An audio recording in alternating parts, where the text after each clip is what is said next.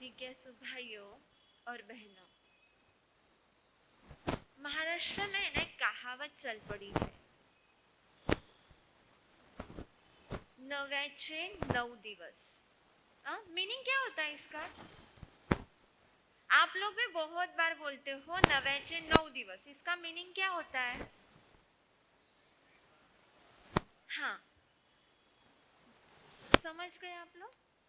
जब तक नया है तब तक उसकी वैल्यू है, जैसा जैसा वो पुराना हो जाता है ना, वैसे वैसे उसकी वैल्यू भी आपके नजरों में कम हो जाती है। जैसे बहनों के लिए शादी का वो लहंगा, क्या बोलते हैं, घाघरो ओढ़ना लिए हो तो जरा बाप रे कितना संभाल के रखा था। मारे इतना हजारों घाघरो ओढ़ना है, मारे इतना हजारों घाघरो ओढ़ना है। किसी को देते वक्त भी ये इसको बराबर यूज करना मेरा बहुत महंगा है। और शादी को 10 साल होने के बाद अगर घर में ननद की शादी आती है तो वही पहनते हो? नहीं, वो तो पुराना हो जाता है। नया नया पहले कितना अट्रैक्शन था उस घाघरे ओढ़ने के लिए, पर जैसे ही समय बीतता है उसका अट्रैक्शन, उसके प्रति जो आपका प्रेम भाव हो जाता है वो भी कम हो जाता है। नई नई गाड़ी ली, कितना, अरे बाप रे मैंने इतनी महंगी कार ली। जब नई नई होती ना, रोज उसको धोते हो, बराबर ध्यान रखते हो सर्विसिंग का टाइम कब है, तब बराबर गैरेज में उसको डाल के आते हो। जब जब वो जैसे जैसे समय बीतता है वैसे वैसे वो पुरानी होने लगती है। मोबाइल, मारा फर्स्ट एनिवर्सरी ने मैंने गिफ्ट करेलो मोबाइल है, कितना संभालते हो। जैसे जैसे उसका यूज बढ़ता है, जैसे जैसे वो पुराना होता है, उसकी वैल्यू भी, उसके प्रति रहा हुआ आपका लगाव भी धीरे धीरे कम होने लगता है। नव्याचे 9 दिवस यह उक्ति वस्तुओं के लिए बनी थी। नव्याचे 9 दिवस यह उक्ति वस्तुओं के लिए बनी थी, लेकिन इंसान इतना आगे नहीं बोलती हूं मैं, उसने वह युक्ति रिश्तों में भी शुरू कर दी। यही घटना चंदना के साथ हुई। हवेली में आई है, मुला सेठानी के पास आई है, मुला सेठानी के चरणों में झुकी है। मुला सेठानी ने, कहते ना बंधुओं, एक धनवान व्यक्ति है पर बरसों से प्यासा है, जिससे पानी की एक बूंद भी न मिली हो, और उस व्यक्ति के पास एक पानी का लोटा भर के आ जाए तो वो देने वालों को पूरी संपत्ति लुटा देता है कि तूने मुझे पानी दे दिया है।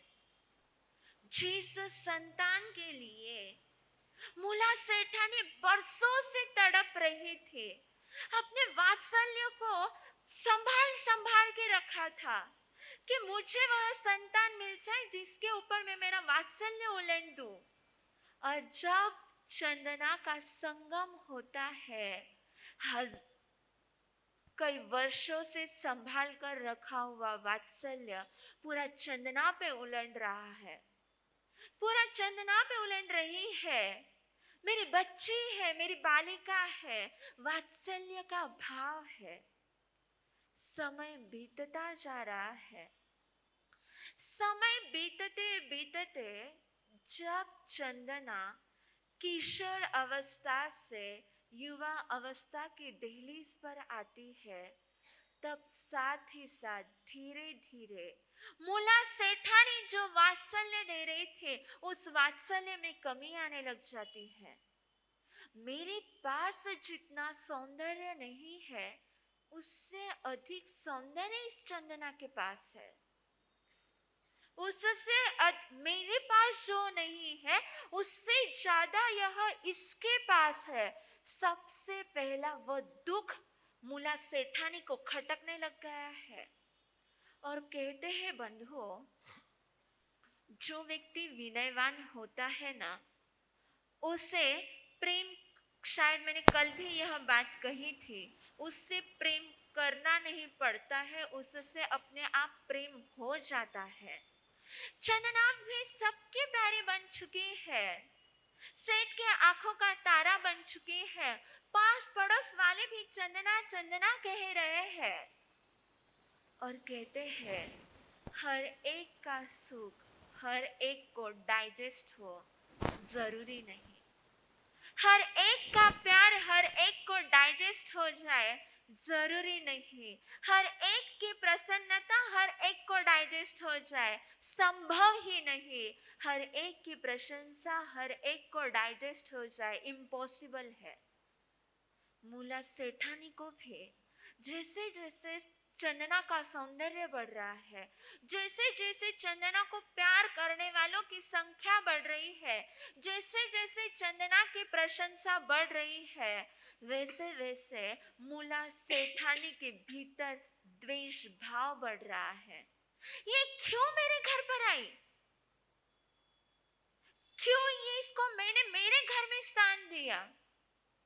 और बंधुओं, महत्वपूर्ण कारण था चंदना के साथ द्वेष भाव करने का, वह महत्वपूर्ण कारण था क्योंकि सेठ चंदना को अत्यंत प्यार करते थे। कुछ भी हो जाए सबसे पहले उनको चंदना याद आती थी, क्योंकि सेठ की नजरों ने भी बहुत वर्षों से एक संतान की प्रतीक्षा की थी और वह संतान की प्रतीक्षा को चंदना ने पूर्ण किया था, इसलिए पूरा प्यार चंदना पे बरस रहा है। परंतु बंधुओं, इस पिता के वात्सल्य को मुला सेठानी अब वासना की दृष्टि से देख रही है।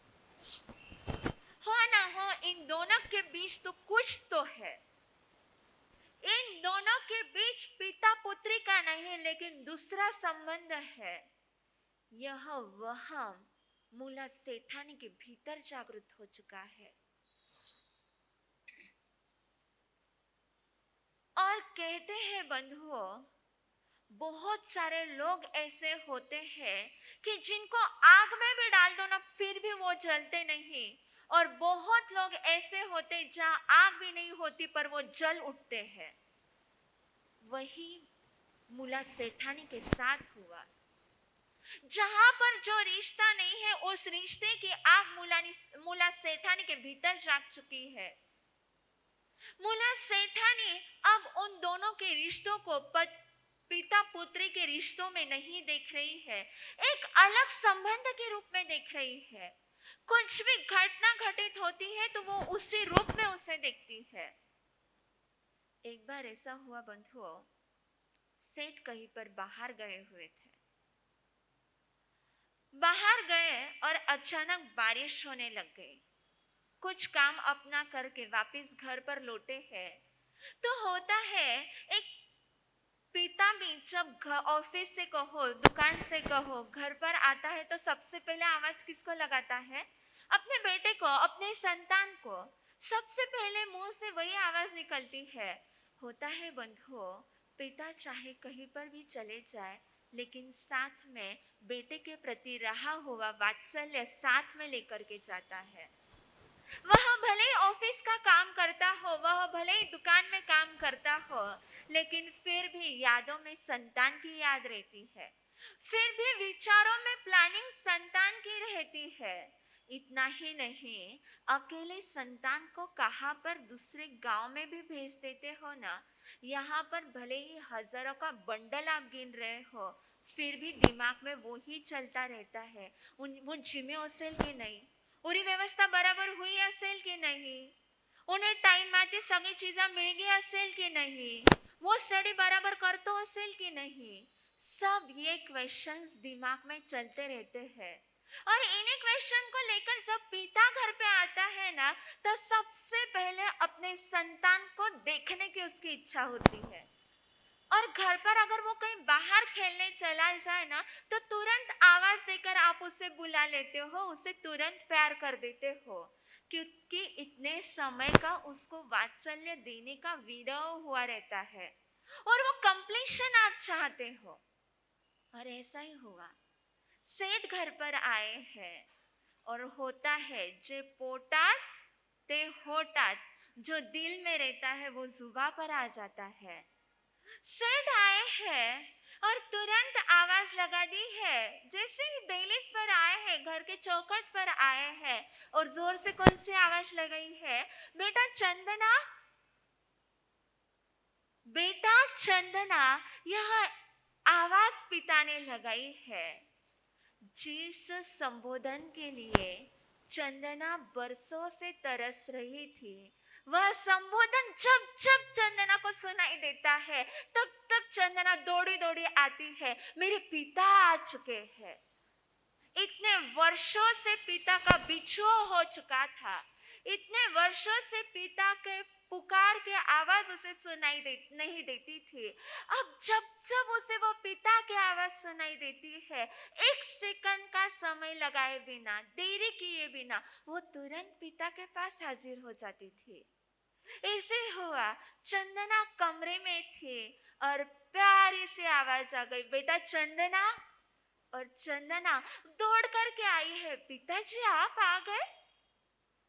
पिता के शरीर की ओर नजर डाली है तो बंधु, पिता के पैर कीचड़ से सने हुए हैं। तुरंत गई है, लोटे में पानी लाया है, नैपकिन लाया है। पिताजी मैं आपके पैर धो देती हूँ। पिता को बैठाया है और पिता के पैर धोने लगी है। बंधु कितना सुंदर दृश्य होगा ये। आज ऐसा दृश्य खड़ा करने के लिए मातृ पितृ पूजन का कार्यक्रम रखना पड़ता है।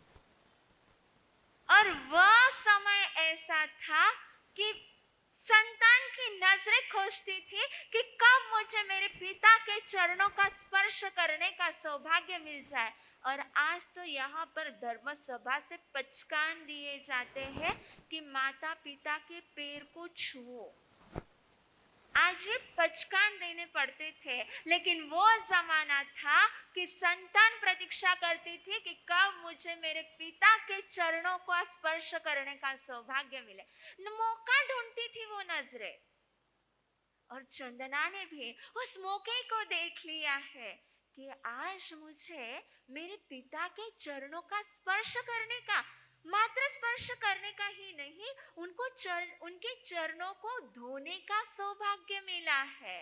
आज तो कोई तीर्थ यात्रा करो तो पूरे चरण भी नहीं धोए जाते, सिर्फ एक अंगूठा ही धोया जाता है। और चंदना पिता के चरणों को धो रही है। पिता के चरणों में लगे हुए कीचड़ को चंदना साफ कर रही है। और बंधुओं, हुआ ऐसे, स्त्री का सौंदर्य का सौभाग्य सूचक अगर कोई होता है तो उसके बाल होते हैं। चंदना अपने बालों को संवार रही थी और बालों को संवारते संवारते जब पिता की आवाज आई तो वो नीचे आ चुकी थी। बाल बांधे हुए नहीं थे। पिता के चरण कमलों को धो रही है और धोते धोते वो इतनी भक्तिमय हो चुकी है, इतनी भावभीनी हो चुकी है कि अपने सौंदर्य को भी भूल चुकी है। और उस पैर को धोते धोते उसके जो बाल है वो नीचे गिरने लगे हैं। जैसे ही बाल नीचे गिरे, पुत्री पैर धोने में मशगूल है और पिता अपनी पुत्री की केयर करने में मशगूल है। पिता ने देखा अगर इसके बाल नीचे गिर जाएंगे तो इसके बाल कीचड़ में भर जाएंगे। और होता है, पिता का हृदय चाहे खुद का शरीर पूरा कीचड़ से भर जाए, पिता वो सहन कर सकता है, लेकिन अपने संतान के ऊपर एक कीचड़ का दाग वो कभी सहन नहीं कर पाता है। और उसी पिता के हृदय ने, सेठ ने चंदना के बालों को उठाया है और उसके सिर को वापस से बाल बांध दिए हैं। यह था एक पुत्री की भक्ति और दूसरा दृश्य था पिता का पुत्री के प्रति रहा हुआ प्रेम। पर बंधुओं, ये नजारा कोई अलग देख रहा था। ये नजारा ऊपर से मूला सेठानी देख रही थी। और बंधुओं, जो भाव भीतर होंगे वही दृश्य आंखों के सामने होंगे। जिन विचारों को लेकर के आप चल रहे हो, उन्हीं विचारों से घटने वाले दृश्य को आप देखोगे। और हुआ ऐसे, मूला शैतानी वासना के विचारों को लेकर के चल रही थी, तो आंखों के सामने जो वात्सल्य का दृश्य दिख रहा था, वहां पर भी उसने वासना का ही दृश्य के रूप में उसे देखा है। मैं बराबर थी, मैं जो सोच रही थी वो एकदम 100% राइट था। यह कोई पिता और पुत्री का वात्सल्य का संबंध नहीं, ये वासना का संबंध है। इससे मुझे तोड़ करके रहना है, इसे मैं अवश्य तोड़कर ही रहूंगी। मैं मेरे घर में अब चंदना को नहीं रखूंगी, इस संबंध को अब मुझे तोड़ना है। और बंधुओं, होता ऐसे है, जहां पर मालिकी का भाव होता है वहां अधिकार होता है, जहां अधिकार होता है वहां अपेक्षा होती है, और जहां अपेक्षाओं की पूर्ति नहीं होती वहां अशांति अपना साम्राज्य जमा लेती है। और मूला शैतानी के भीतर भी अशांति का जन्म हो चुका है। अब समय आने पर देखेंगे।